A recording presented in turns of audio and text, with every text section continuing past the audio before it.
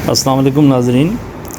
पिछले कुछ दिनों से कराची की डिफेंस फ़ेज़ 7 की एक सीसीटीवी फुटेज जो है वो ज़ेर गर्दिश है सोशल मीडिया पर, जिसमें एक बुज़ुर्ग शहरी जो हैं उनको कुत्ते उन पर हमला करते हैं। वो वॉक पे जा रहे होते हैं और वो 2 कुत्ते काले रंग के उन पर हमलावर होते हैं और उनको भंबोड़ते हैं। इस दौरान वो पीछे एक मुलाजिम जो कुत्तों के मालिक का जो मुलाजिम है मुबैना तौर पर वो आता है पीछे, वो उसको बचाने की कोशिश करता है, मगर फिर वो चंद सेकंड के बाद की कोशिश के बाद जो है वो चला जाता है और शायद किसी और को बुला के लाता है। लेकिन इस दौरान 1-1.5 मिनट गुज़र जाता है, 2-3 मिनट गुज़र जाते हैं और वो कुत्ते भंबोड़ कर उन साहब का जो है वो हशर ख़राब कर देते हैं। तो बहुत ही दर्दनाक वीडियो है। ज़ाहिर है वो मतलब देखना भी उसको बड़ा मुश्किल है।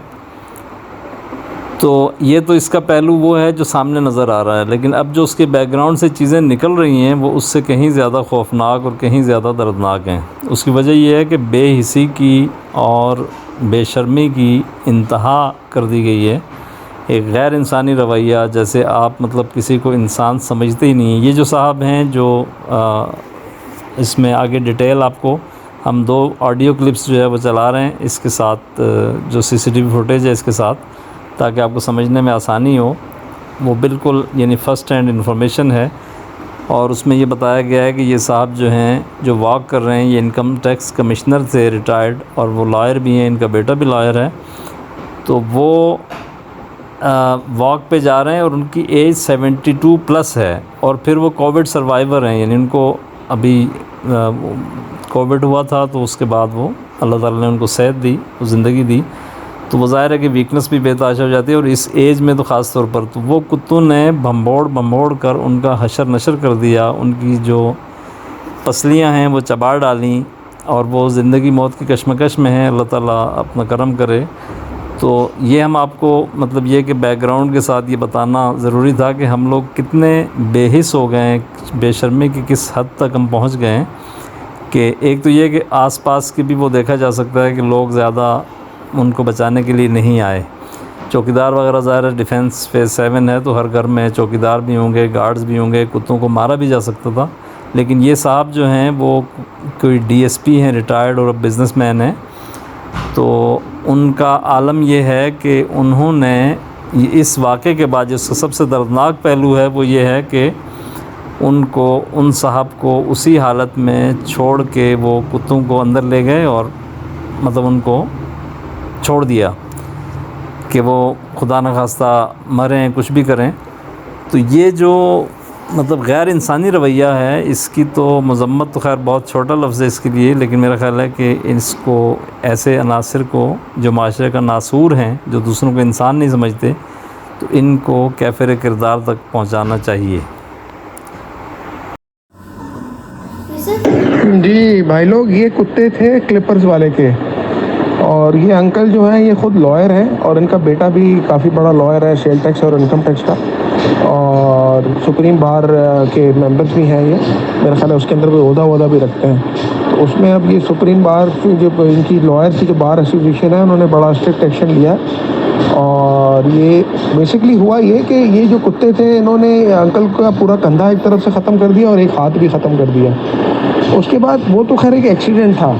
उसके बाद जो इनके ये बंदे आए वो कुत्तों को लेके चले गए और अंकल को रोड पे छोड़ के चले गए। ये सबसे बड़ा एक एक ऐसी चीज़ है जो बिल्कुल इनह्यूमन थी, क्योंकि एक्सीडेंट तो कहीं भी हो सकता है, लेकिन उन्होंने इसको रियलाइज़ करने के बजाय कि अंकल को हॉस्पिटल लेकर जाते और वो करते, उन्होंने उनको वहीं छोड़ दिया और वो बेचारे बड़ी मुश्किल से घर पहुँचे। और अब पूरी उनकी ये रीस्ट्रक्चरिंग हो रही है, क्योंकि मेरे ये दामाद का दोस्त है जिसके फादर हैं जिनके साथ हुआ है, और अब ये इनके बेटे, इनकी बेटी और क्लिपर वाले के ओनर, इन तीनों के अगेंस्ट FIR हो गई हैं और दरख्शा थाना पूरा हिला हुआ है, क्योंकि पूरे लॉयर्स एसोसिएशन जो है वो उसको उन्होंने बड़ा ज़बरदस्त एक्शन लिया है और ख़त भी लिखा है। वो ख़त भी मैं आप लोगों से शेयर करता हूँ। तो ये कुत्ते पहले भी 1-2 लोगों को जो है वो इस तरह कर चुके हैं और मोहल्ले वाले बड़े परेशान थे।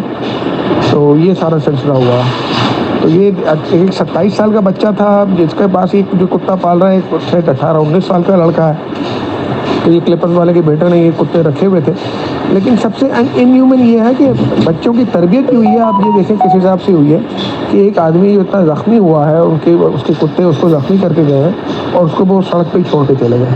तो ये सिचुएशन जो है बड़ी डिसअपॉइंटिंग और एम्बैरसिंग है मेरा ख्याल है।